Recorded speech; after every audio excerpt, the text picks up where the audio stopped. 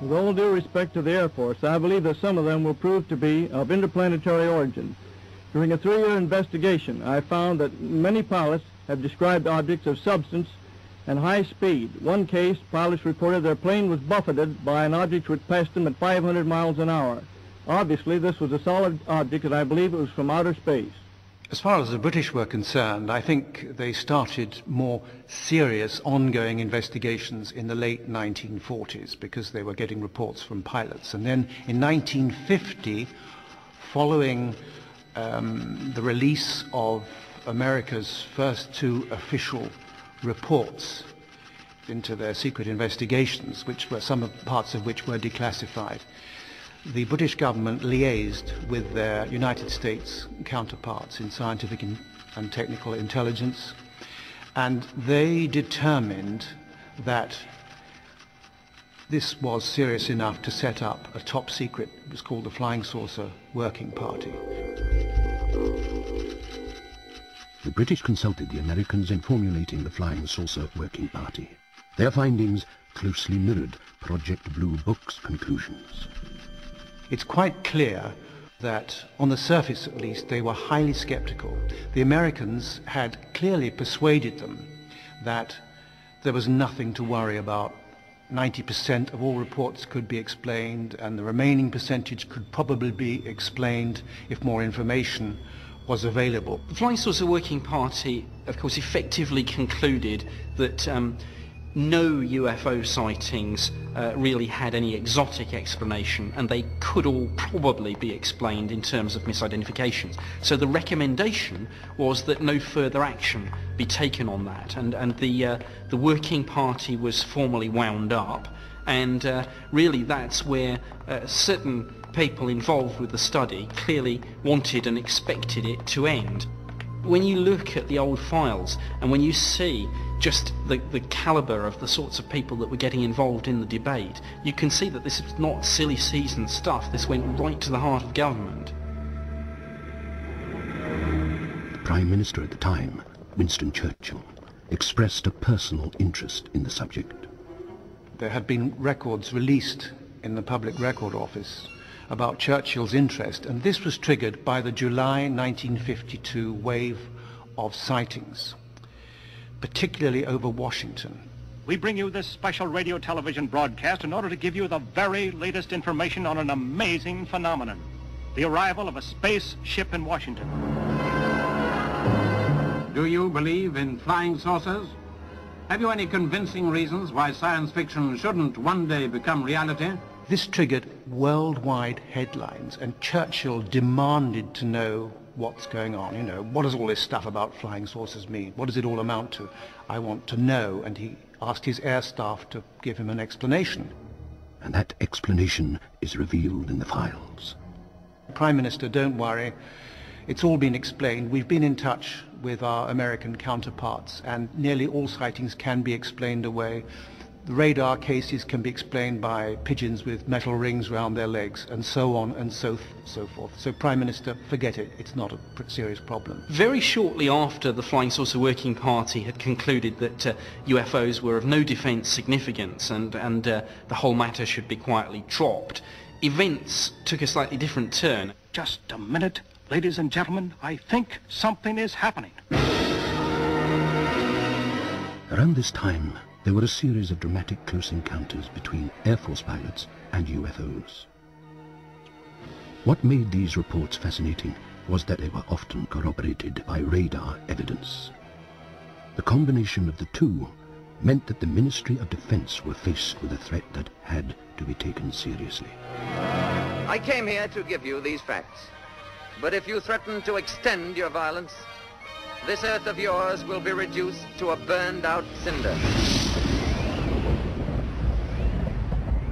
The public were not yet really aware that the Ministry of Defence was in this game at all, so we probably didn't have that many reports coming in from the public, whereas down Air Force chains, standard operating procedures were beginning to be put out, actively encouraging aircrew who saw something to report it.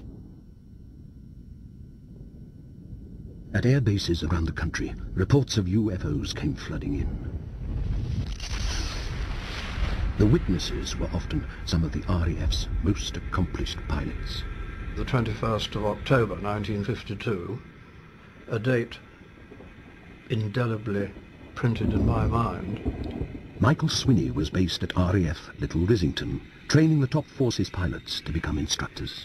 He was expecting to make a routine flight with one of his students. It was round about 12, 13, 14,000 feet. We broke through some cloud with nothing above. Fairly soon after that, I was rather horrified to see, framed in the front windscreen of the Meteor, 3 circular white objects.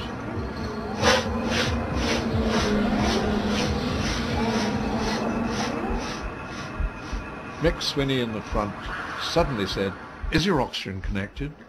I said, "Mick, we've just done the 30,000 foot check, and you checked that your oxygen was all right, and I told you that mine was. What's the problem?"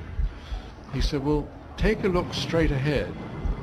And I looked straight ahead, and there were 3 very bright dots. My immediate reaction was 3 people coming down in parachutes, and they're right in front of the aircraft. So I, in fact, took the control to turn the aeroplane away from what I perceived to be perhaps a dangerous situation. As we went towards them, they, of course, got closer in that instead of being all in the small direct vision window, they were now above the windshield and either side of the windshield. They definitely did move. Now, I remember this quite clearly. They moved across us from left to right, port to starboard. They were circular, perfectly circular, but looking up at them.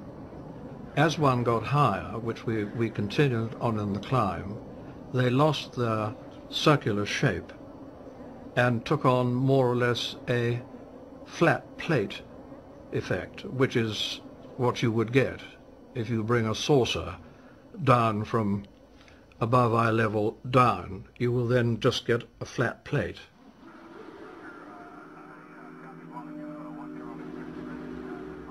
Unbeknown to Swinney and Crofts, on the ground flight control had just detected 3 mysterious objects and were beginning to plot their movements.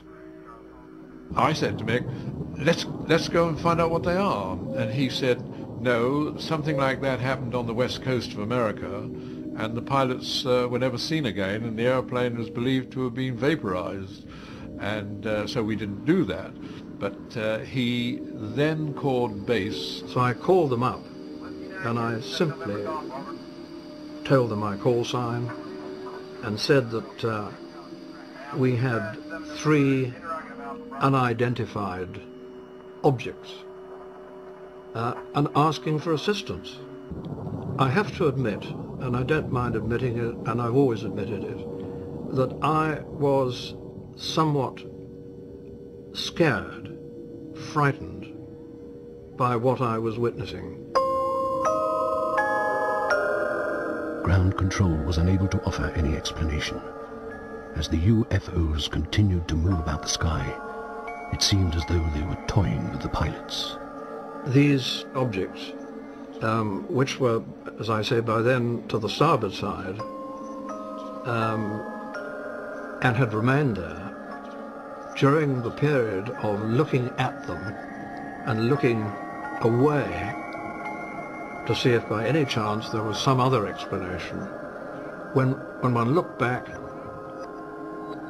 and this is the trouble, they were nowhere to be seen. As quickly as that.